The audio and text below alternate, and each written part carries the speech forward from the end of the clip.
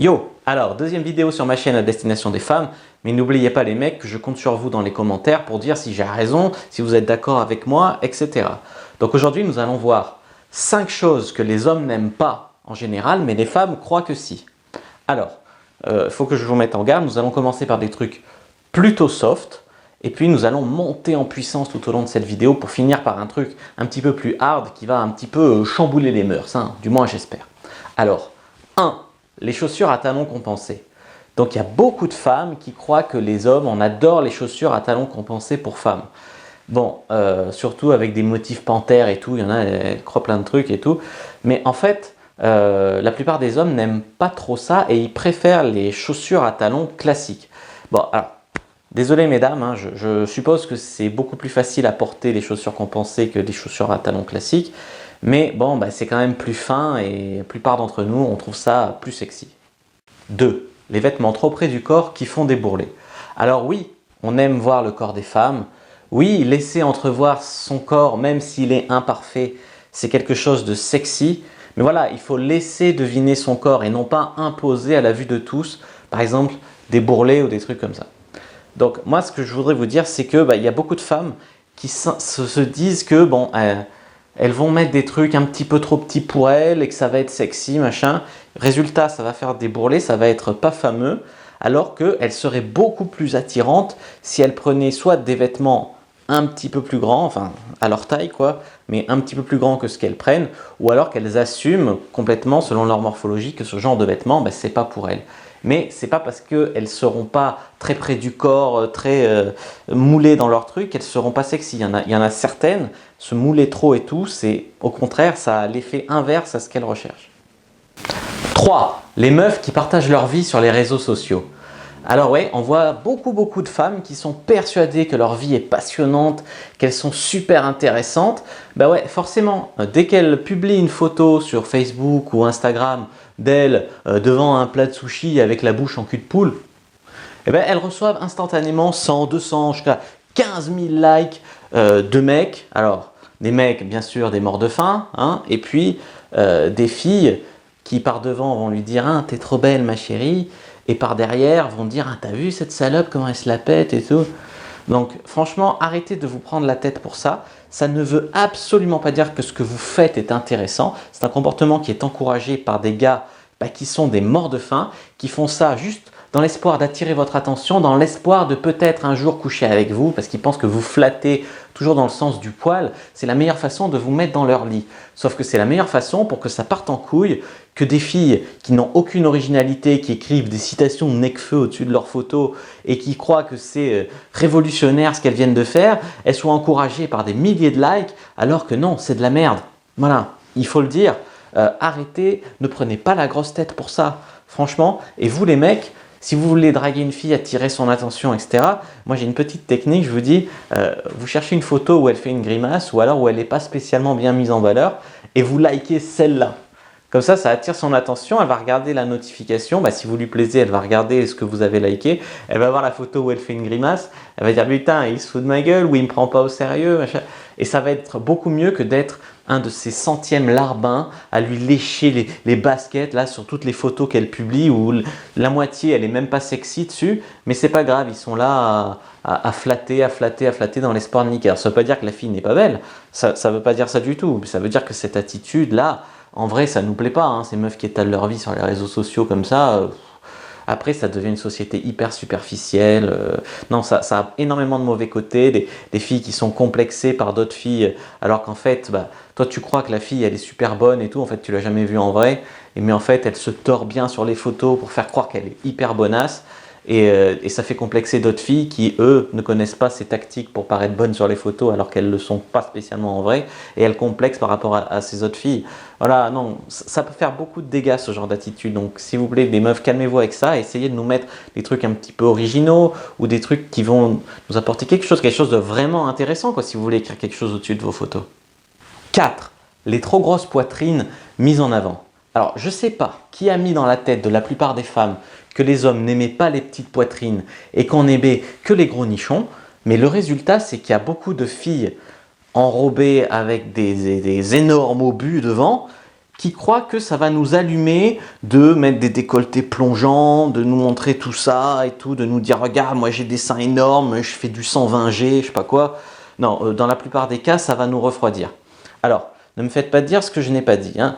Il y a des hommes qui aiment les gros seins comme Émilie Ratajkowski, etc. Vous pouvez séduire si vous êtes enrobé, il n'y a pas de problème avec ça. Le problème, c'est de ne pas trop mettre en avant une poitrine déjà énorme. Vous voyez, nous on préfère vraiment des petits seins fermes à une grosse poitrine qui pendouille, hein. Si on aimait les vaches laitières, on serait tous redevenus paysans depuis des lustres. Donc voilà, donc faites ce que Christina a dit. Une fois que j'ai regardé les reines du shopping, j'ai vu ça, je suis tombé dessus, j'ai trouvé ça très juste. C'est « Ah ma chérie, mini poitrine, maxi décolleté et inversement ». Ben voilà, donc si vous avez des gros seins, c'est pas la peine de nous... Voilà, c'est l'impression que vous allez nous étouffer pendant la nuit entre vos seins. Donc le problème, c'est de ne pas trop mettre en avant des trop gros seins en pensant que c'est ce qui fait kiffer tous les mecs. 5. La pureté sexuelle. Alors, là, il y a un truc dont il faut absolument que je vous parle, parce que voilà, il y a beaucoup de coachs en séduction, hein, hommes comme femmes, qui vont conseiller aux femmes de mettre un point d'honneur à être hard to get, à être challengeante, etc. Mais ce que l'histoire ne dit pas, ou ce qu'ils ne savent pas, c'est que les femmes les plus belles, qui ont le plus confiance en elles, qui sont le mieux dans leur peau, elles adoptent les stratégies sexuelles les plus frivoles. En gros, les femmes qui ont le plus confiance en elles, et qui sont souvent les plus belles, sont aussi les femmes les plus frivoles. Et ça a été prouvé par maintes études statistiques. Attention, il faut tout de même souligner que les femmes les plus belles sont aussi celles qui intimident le plus les hommes. Donc ce ne sont pas celles qui se font le plus aborder dans la rue.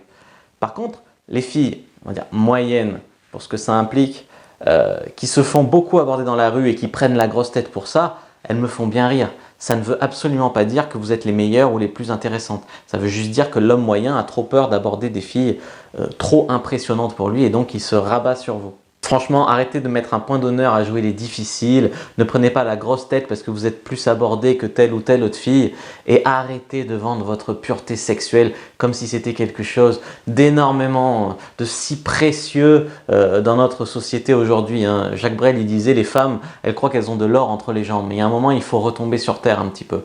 Voilà, il faut que vous réalisiez qu'un homme confiant, bien dans sa peau, etc., il ne va pas forcément aborder que des filles comme vous, il va peut-être aborder des super canons ou des super machins si vous n'êtes pas un super canon, et c'est pas grave. Mais ce qu'il faut bien comprendre, c'est que si vous le jouez de façon trop chiante, si vous pensez que vous allez garder le mec, que vous allez sortir du lot en faisant ça, non, toutes les filles font ça. Donc ça ne sert à rien de vous comporter de manière chiante et difficile et de faire passer un mauvais quart d'heure volontairement au mec qui vous aborde, parce que bon, si le mec il reste, c'est soit un pigeon, soit un maso, soit un désespéré sexuel. Mais je ne suis pas du tout sûr qu'un mec comme ça vous intéresse. Par contre, si c'est un gars un peu mieux, eh ben, il ne va pas se faire chier longtemps avec votre cas. Si vous êtes chiante volontairement, qu'est-ce qu'il va faire? Eh ben, il va aller draguer d'autres filles et peut-être qu'il tombera sur une femme plus belle que vous, meilleure au pieu et qui ne fera pas tant d'histoires que ça non plus. Franchement, on en revient toujours plus ou moins au même point, mais pourquoi est-ce que beaucoup de femmes cherchent à faire galérer volontairement le gars qui leur plaît, si ce gars-là leur donne leur chance, va vers elle, etc. C'est illogique, c'est incompréhensible et c'est pas forcément quelque chose qui va être productif pour vous les femmes, qui va être constructif, qui va vous aider à améliorer votre vie sexuelle et amoureuse. Alors, franchement, moi j'ai une copine, j'aime bien raconter son histoire, c'est une copine que j'ai connue à Aix-en-Provence et cette fille, franchement, bon, désolé pour elle, mais elle était loin d'être canon, tu vois, elle était pas forcément belle, mais elle arrivait à tirer intelligemment son épingle du jeu grâce à la misère sexuelle.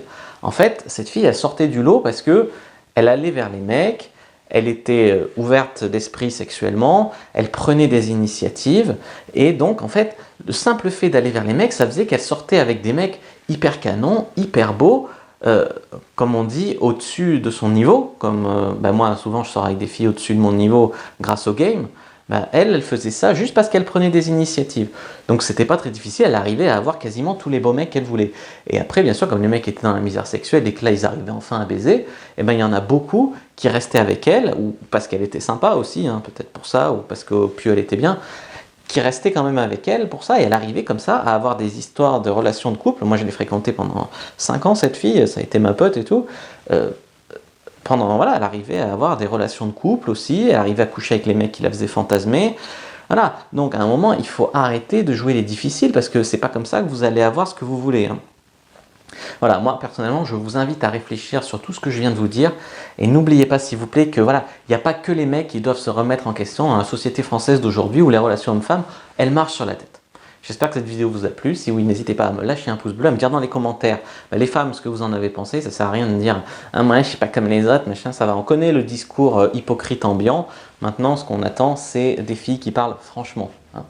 Et puis les mecs me dire ce que vous en avez pensé de ce discours qui est quand même parti des talons qu'on pensait, soft, et qui a fini sur la pureté sexuelle. C'est un sujet quand même assez tabou ici et assez incompris par la plupart des gens.